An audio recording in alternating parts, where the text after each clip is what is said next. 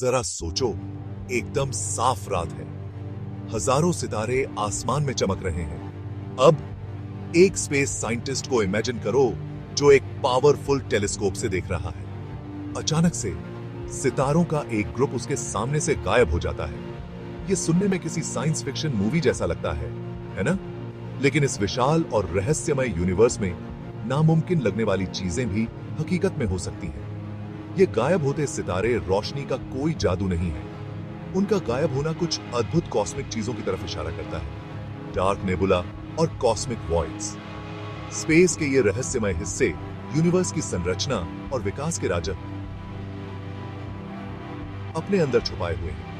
हमारे साथ इस सफर पर निकलें और इन अद्भुत खगोलीय अजूबों के रहस्यों को उजागर करें। डार्क नेबुला क्या होते हैं? गैस और धूल के एक ऐसे घने बादल की कल्पना करो जो इतना मोटा हो कि वो पीछे के सितारों से आने वाली रोशनी को ही रोक दे। यही डार्क नेबुला है। ये कॉस्मिक बादल एक ऐसे पर्दे की तरह होते हैं जो यूनिवर्स के कुछ हिस्सों को हमारी नजरों से छुपा लेते हैं। ये हमें मिल्की वे की चमकदार पृष्ठभूमि के सामने काले धब्बों जैसे दिखाई देते हैं। डार्क नेबुला खाली जगह नहीं होते हैं।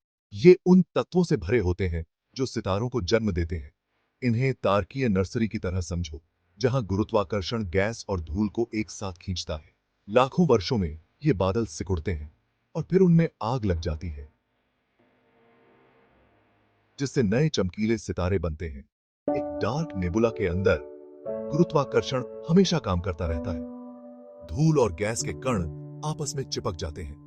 जैसे जैसे ये झुंड बड़े होते जाते हैं, वैसे वैसे उनका गुरुत्वाकर्षण बल तेज होता जाता है। इससे और भी ज्यादा चीजें उनकी तरफ खींचती हैं, जिससे नेबुला के अंदर घने कोर बनते हैं। आखिरकार कोर पर दबाव और तापमान इतना ज्यादा बढ़ कहा जाता है कि वहां न्यूक्लियर फ्यूजन शुरू हो जाता है। इस प्रक्रिया से एक सितारे का जन्म होता है। आसपास के गैस और धूल के बादल एक रक्षक कवच की तरह काम करते हैं, जो नए बने सितारे को पोषण देते हैं। जैसे जैसे सितारा बढ़ता है, वो तेज रेडिएशन और तारकीय हवाएं छोड़ता है।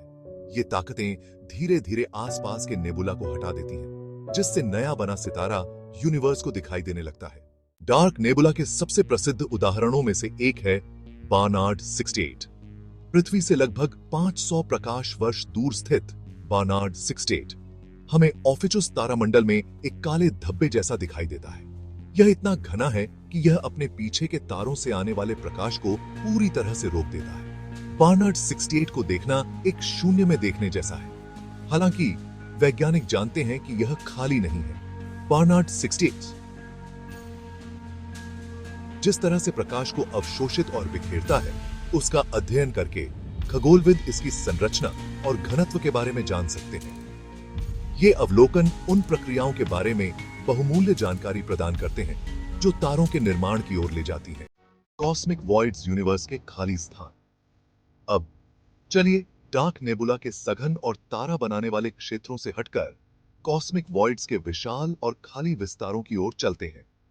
डार्क नेबुला के विपरीत, जो गैस और धूल से भरे होते हैं, कॉस्मिक वॉइड्स अंतरिक्ष के ऐसे क्षेत्र हैं जो आश्चर्यजनक रूप से पदार्थ से रहित होते हैं। इनमें बहुत कम आकाशगंगाएं होती हैं और इन्हें अक्सर ब्रह्मांड की सबसे बड़ी संरचनाओं के रूप में वर्णित किया जाता है। एक स्पंज की कल्पना करो। उसके ठोस भाग आकाशगंगाओं के समूहों का प्रतिनिधित्व करते हैं और छेद कॉस्मिक वॉइड्स का प्रतिनिधित्व करते हैं। ये वॉइड्स पूरी तरह से खाली नहीं होते हैं। इनमें कुछ अलग-थलग आकाशगंगाएं या गैस के धुंधले तंतु हो सकते हैं, लेकिन उनका घनत्व ब्रह्मांड के औसत घनत्व से बहुत कम होता है। बूट्स वॉइड, एक विशाल शून्यता। सबसे प्रसिद्ध कॉस्मिक वॉइड्स में से एक है बूट्स वॉइड। बूट्स तारामंडल में स्थित यह विशाल शून्य मन को चकरा देने वाले 350 मिलियन प्रकाश वर्ष में फैला हुआ है। इसे समझने के लिए अगर मिल्की वे आकाशगंगा रेत के एक कण के बराबर होती, तो बूट्स वॉइड एक फुटबॉल स्टेडियम के आकार का होता। बूट्स वॉइड इतना विशाल है कि इसमें मुट्ठी भर आकाशगंगाएं ही हैं। अवलोकन योग्य ब्रह्मांड में मौजूद अरबों आकाशगंगाओं की तुलना में यह आश्चर्यजनक रूप से विरल है। इस तरह के विशाल शून्यों की खोज ने ब्रह्मांड की विशाल संरचना के बारे में हमारी समझ को चुनौती दी है। हालांकि डार्क नेबुला और कॉस्मिक वॉइड्स दोनों ही हमारे टेलीस्कोप में काले धब्बों के रूप में दिखाई देते हैं, लेकिन वे मौलिक रूप से भिन्न हैं।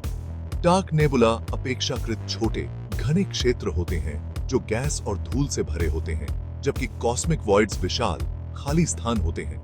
इसे इस तरह से सोचें, एक डार्क नेबुला आकाश के एक छोटे से हिस्से को ढकने वाले काले बादल की तरह,